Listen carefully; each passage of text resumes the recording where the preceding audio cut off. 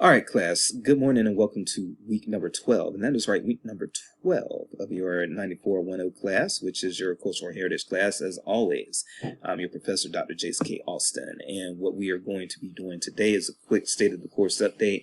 And I'm going to be talking about Confederate commemoration, and this is going to be probably a long one, so strap in, make sure that you have sped this video up, and let's get to it. So the first thing that I want to mention is, yes, you pretty much are, once you turn in your mini interview, which is going to be due this coming Sunday by midnight, your mini interview with a cultural heritage worker. Once you turn this in, then you probably have pretty smooth sailing until the end of the semester. From here on out, after this, you'll just have discussion board posts and then your final paper, unless you've done a heritage project. And I have been in touch with those who have decided on a heritage project and look forward to what you all produce.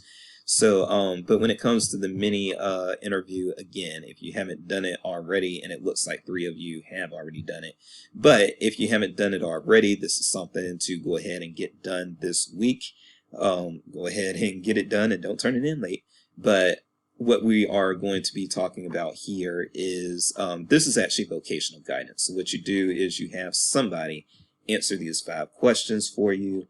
And then what you can do is you can post the text of the Q&A, or if you did it as a recorded interview, you can link to your video or try to upload it here or whatever the case may be. And this is, again, just vocational guidance. That's why it's being done as a discussion board prompt. It's because what I want you all to get out of this is to see what new or what various opportunities in cultural heritage there might be out there outside of just being a rank and file librarian. Now, from the responses that we've gotten so far, it does look like 2 of you have chosen library workers, and that's fine. And then the 3rd person did a museum worker, and that's great. You do also, now your archivists a lot of times work within libraries. And so I think one of the people who did a library worker actually spoke to an archivist who worked in a library.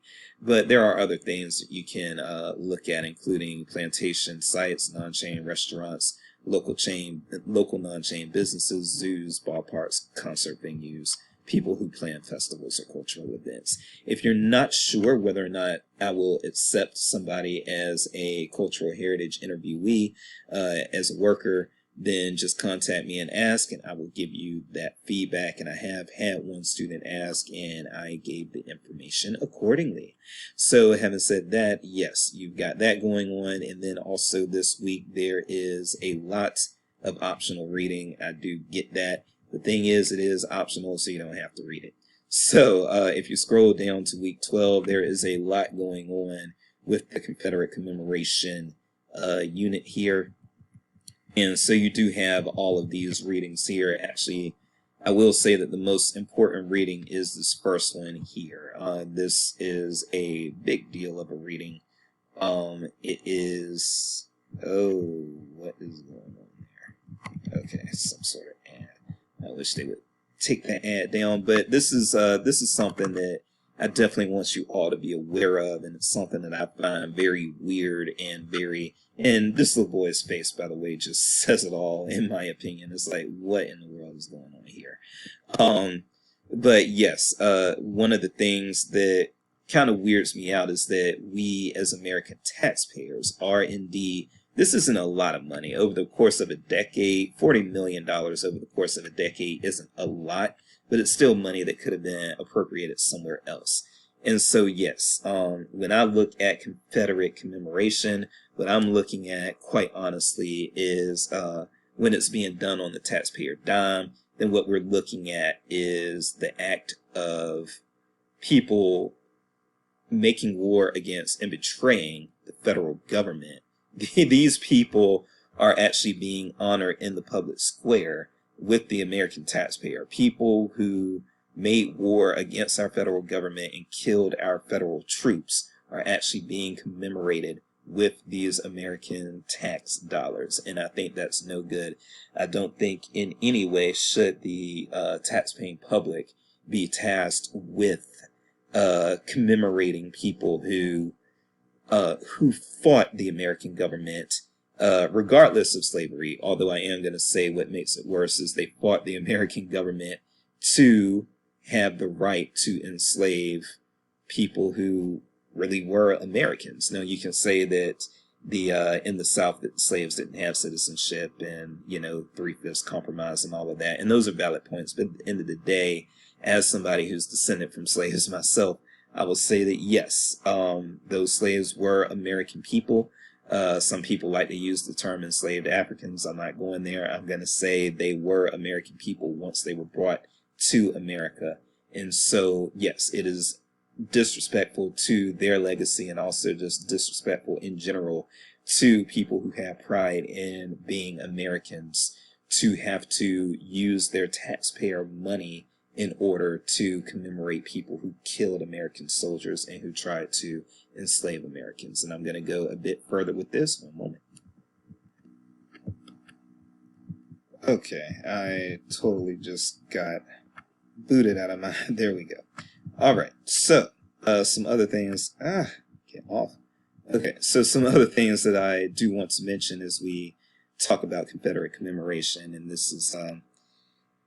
well, I think that all of this information is something that should be considered. So one thing that you will find throughout the South, and even in some places outside of the South, is that in recent years and recent decades, you have seen a lot of renaming going on. Things that were initially named after Confederate figures, Robert E. Lee, Stonewall Jackson, all of these types of people.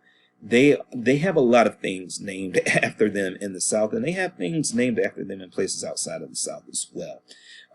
And what you are seeing are a lot of naming controversies, because we're getting into this discussion now throughout the country as to whether or not the people who fought on the side of the Confederacy, whether or not they were traitors, and also whether or not they were morally bankrupt, for lack of a better phrasing on that. So a lot of times when you see these naming controversies with institutions, be it schools, libraries, or whatever, a lot of times when you see these things getting renamed, it's because there is some moral issue or moral dilemma with the namesake. So certainly when you have schools that are named after Robert E. Lee, when you have streets that are named after Jefferson Davis, and when you have libraries that are named after Stonewall Jackson, or any of these types of things that could be going on.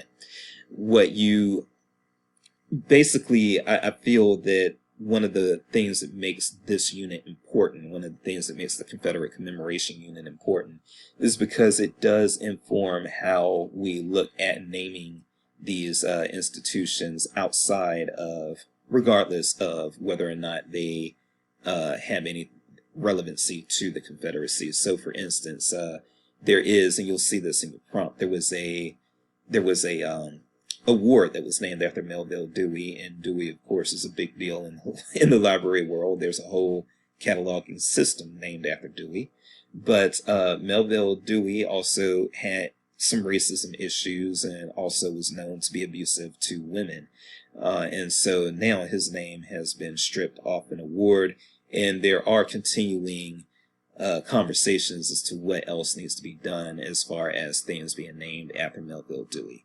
Now I'm going to be very careful about what I say there, because he was apparently anti-Semite, and I'm not Jewish. I am a Noahide, which is an extension of the Jewish religion, but because I've never converted to Judaism, I'm not actually going to weigh in on that, nor am I going to weigh in on the women's issue, since, again, I am not a woman. So I cannot go around saying, well, this isn't so bad, when I'm not a woman and haven't lived those experiences and don't have that perspective.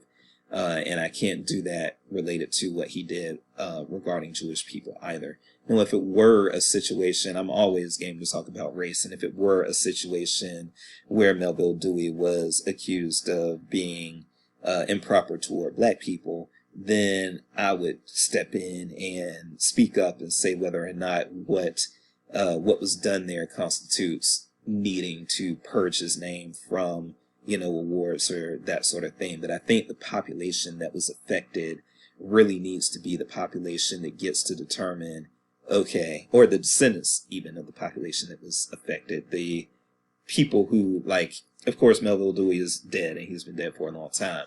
But if there were abuses toward black people that were being discussed, I would say that it's black people that determine or should determine whether or not those issues rise to the nature of needing to have his name stripped off of things. And so I would leave it in the ball court of women to determine, okay, Melville Dewey allegedly did this, did that, and it's pretty well documented, and these are things that he did, crimes that he did against women or grievances that he committed against women. And so it should be the women who say, okay, yes, someone like this should not have their name on an award or on on an institution's, an institution should be named after him or something like that. Okay.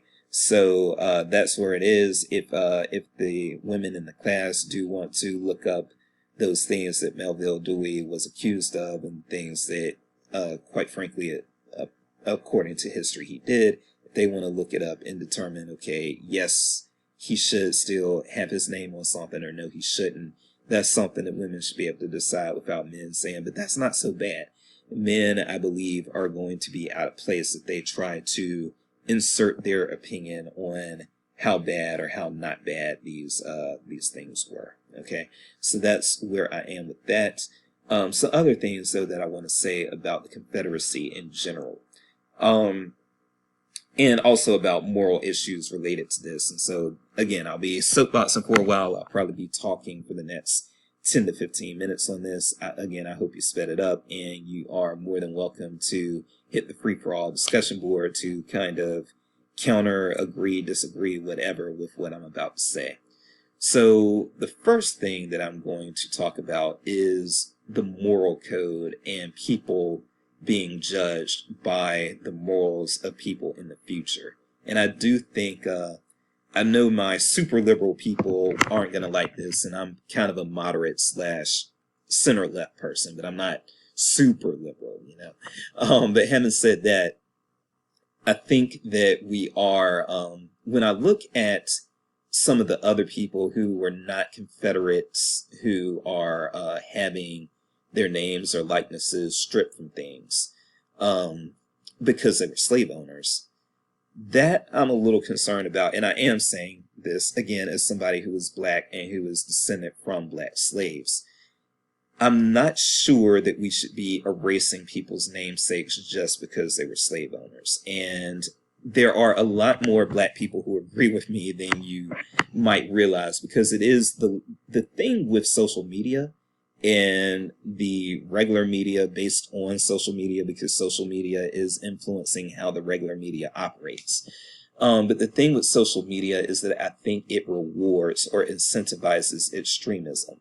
So, moderates are boring. I'm a moderate and I'm boring.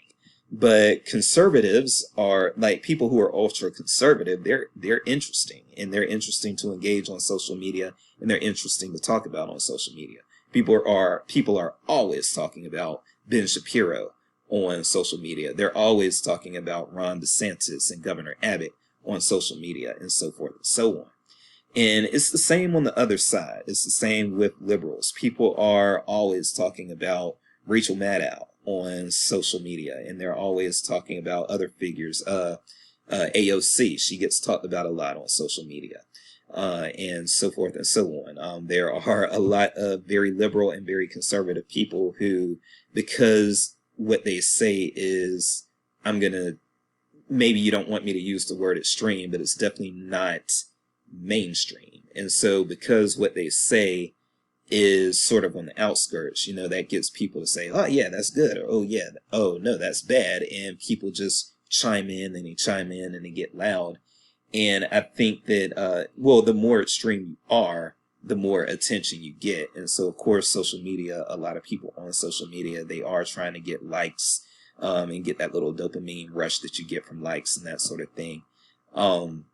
So social media in a nutshell, yes, it incentivizes extremism. And I do think that these calls to move some people off of school names and remove their monuments and things like that, because they were slave owners, I do think that those things are, you're really hearing that more from extremists, to be honest with you.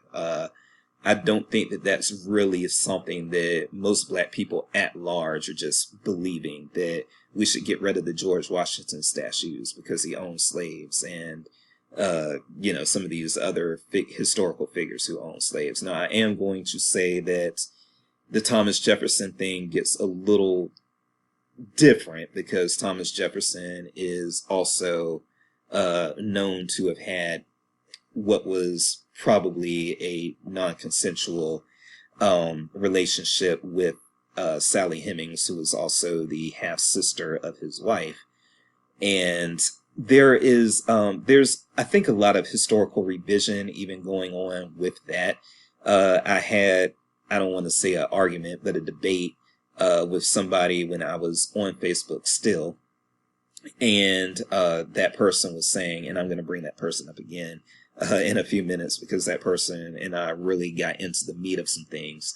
But that person made the claim that Sally Hemings, quote unquote, loved Thomas Jefferson. And I have not seen that that's historically true. But certainly Sally Hemings was underage.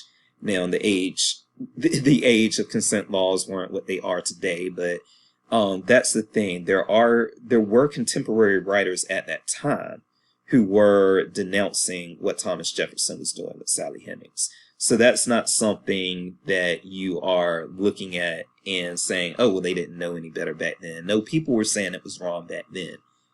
However, here's what I'm going to, and I do understand that a lot of you are not going to like this comparison.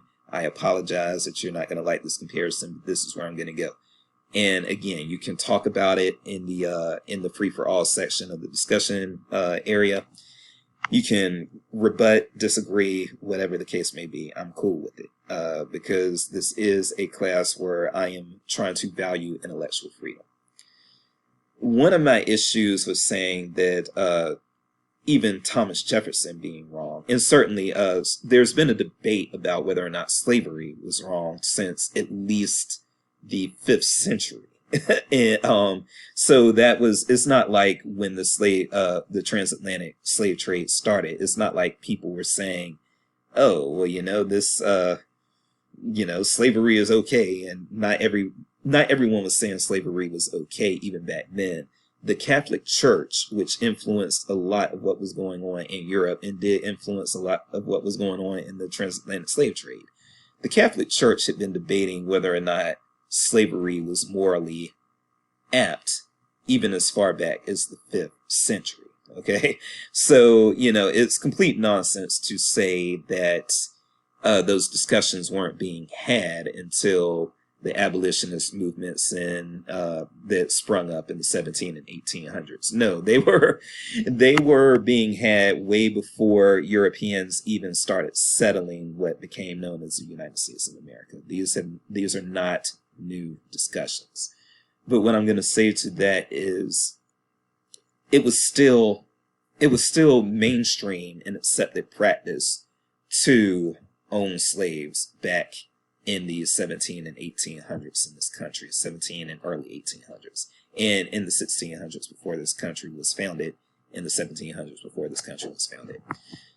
I say that to say that I do think that all of us could be looked at in the same light, and that's why I'm very careful about this. And I'm going to use myself as an example, and again, a lot of you are not going to like this comparison, but this is the comparison that I default to.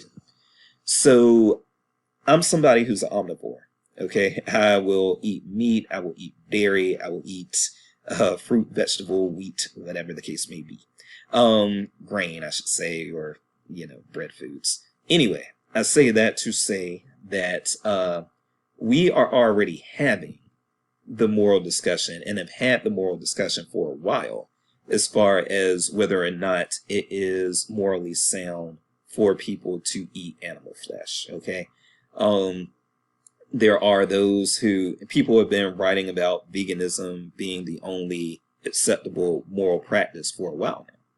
And I still, despite not being able to argue against those arguments, and I can't give you a reason why vegans who say that eating meat is morally wrong, I can't counter that. I just can't. So I say that to say that, yes, right now I am somebody who eats meat and it is an acceptable practice right now. But what if in the future, and I could totally see this happening, in the future, people saying that, I could see a future where meat is outlawed. And I could see a future where the vegetarians and the vegans have won out. They've won the argument. They've said that it is wrong to kill and eat animals for food when you can just go ahead and eat plants and, that sort of thing. And so what if, now Dr. Jace is never going to be famous, but what if Dr. Jace, was worth having, what if I did something that was worth having a school named after me and somebody in my hometown named the school after me, but then in the future somebody was like, yo, Dr. Jace, he ate meat and he ate meat that he bought at a supermarket. So, that was meat coming from a factory farm and, they treat their animals pretty much like slaves and have them in enclosed areas where they suffer, and animals on factory farms have a miserable life. So I could be judged on that. I'm currently living in 2023 where eating meat is still not seen mainstream as a morally wrong practice, but who knows if in 2223 it could be that everyone says, oh no, those people that ate meat back in the day, they were barbarians and no one should have done it, and people were having the discussion back then to not eat meat and people still chose to do it, and so then I could get my name stripped off of something. So that is why I'm very, very careful now. Again, I know people won't like this comparison because basically I'm treating humans like I'm treating animals. I'm talking about slaves and animals and making kind of a comparison there. But what I'm going to say to that is there are 2 points there. First of all, the people who enslaved Africans back in the day, they still saw black people. They still saw people that looked like me as subhuman, okay, and therefore not deserving of the same rights and respect that white people should be allowed to have because they're fully human. And the other thing that I'm going to say to that is speciesism is kind of a new concept right now, but 200 years from now, it's not going to be. 200 years from now, they're probably going to be a lot of people saying that's speciesist. If you do anything, if you put some poison, some rat poison down to poison some rats that invade your house, some people might say, oh, that's speciesist in the future and that sort of thing. So, when you look at this, these things are all fluid. Now, most people, I think, do recognize black people as being fully human, just like white people and just like any other race of people. But we still have a hierarchy in this day and age where humans are elevated over and have more rights than animals, but that might not be the case in the future. Now, another quick point that I'll make, one of the things that I say to kind of justify my eating meat, and it's really the only pseudo-legit argument I have, but I will say that one thing that I will always bring up is that we don't have proof that plants don't suffer. People say, oh, plants don't suffer because they don't have a central nervous system. Well, we know that their suffering is tied to their central nervous system, and that's great and everything, but that could also be an argument of being speciesist against plants. If you are saying that because you can't relate to the pain of a plant because a plant might have some sort of pain and suffering that doesn't involve the central nervous system, and we don't know about that in science right now, but we might know it in the future. So having said that, I do think that it is kind of speciesist to assume that plants don't suffer just because they don't suffer the way that animals suffer with a central nervous system. But, I do feel that that's a legitimate argument, but there are those who want to dismiss it at the moment because they're saying, well, we don't know yet that plants suffer. But it could be, again, we don't know all the scientific discoveries. It could be that in the future, scientists do figure out that, oh, plants actually do suffer. Okay, so that's the first piece that I wanted to say, and then the last part of this that I want to address is respect for humanhood, which I think is, or humanity. I don't want to say manhood, humanity, respect for that. Respect for the state of being human. Here's what I want to say about that. So this is something that you will hear people say very commonly. People who are defenders of the Confederacy, they'll say this very commonly, and it's the stupidest argument ever. So when you talk to people who are pro-Confederate commemoration, who want to have these damn Confederate flags all over the place, and certainly up until very recently, up until only about 2 or 3 years ago, where my mom lives right outside of Richmond, Virginia, and it used to be that you could go about 10 minutes from where, well, a little more than that, maybe 15 minutes from where my mom lived. You can go to this place called Chester, Virginia, which is about 15 minutes from where my mom lives. And you would see this big ass Confederate flag just right on Interstate 95, just all unashamed, just this Confederate flag right outside of Richmond. So nestled within a metro, a major city. Richmond might not be DC or Baltimore, but it's still a major city in this country. And you would see that big ass Confederate flag just out there greeting people traveling up 95 and people heading up to Richmond, the former Confederate capital, not knowing what to expect if they saw that flag. Because if you're coming from the south on 95, then you're going to see that flag in Chester before you go up north to Richmond.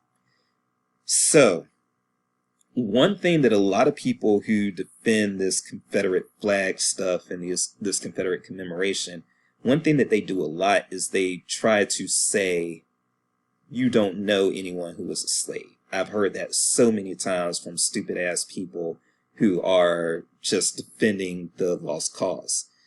Now, here's why I'm going to say that's a stupid argument. It's because they don't, when somebody says that, they are pretty much telling me that they don't recognize my ancestors as human. Because here's the thing.